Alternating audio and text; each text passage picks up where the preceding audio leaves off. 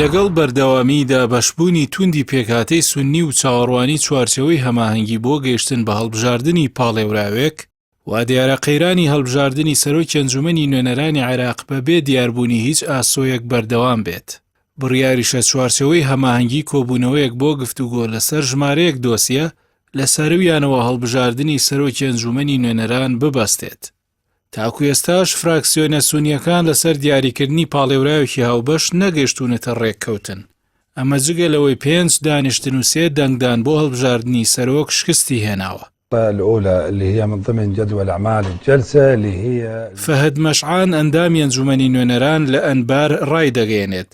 دووبەرەکیەکان لە نێوان فراکسیۆنە سونیەکاندا پەنگی خواردوەتەوە و هەر ڕەوتەیەک لە هەوڵی پشگیری پاڵێوراوێکی تایبەتدایە کە هەریەک لە مەحموود مەشهەدانی و سالم عیساوی و تەڵال زوبەیعین. فراکسیۆنە سونیەکان چاوەڕێی ئەنجامی کۆبوونەوەکەی چوارچەوەی هەماهەنگین. هەندێک لە هێزەکانی نێو چوارچەوەی هەماهەنگیش مانەوەی موحسین مەندەلاویان وەک سەرۆک بە وەکالەت پێ باشترە.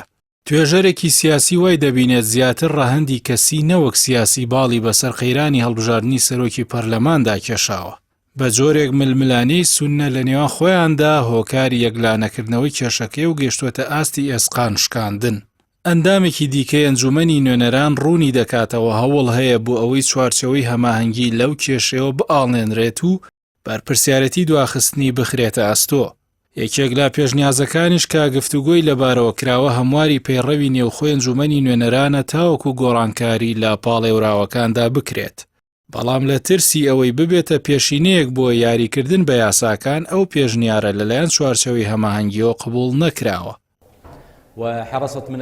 ئەنجومەنی نوێنەرانی عێراق لەو کاتەوە ڕوبەڕووی قەیرانی سەرۆکاتی بووەوە کە دادگای فیدراڵی کۆتایی ساڵی ڕابردوو محەممەد حەلبوسی لە ئەندامێتی ئەنجومەنەکە دوور خستەوە. دوجار لە نێوان بەردەوامی دووبەرەکیە نێوخۆی و بەرکەوتنە سیاسەکانیشدا وا دەردەکەوێت ڕێگەی هەڵبژاردننی سەرۆکێکی نوێ بۆ ئەنجومەنی نوێنەران هێشتا دوور و ئاڵۆزە.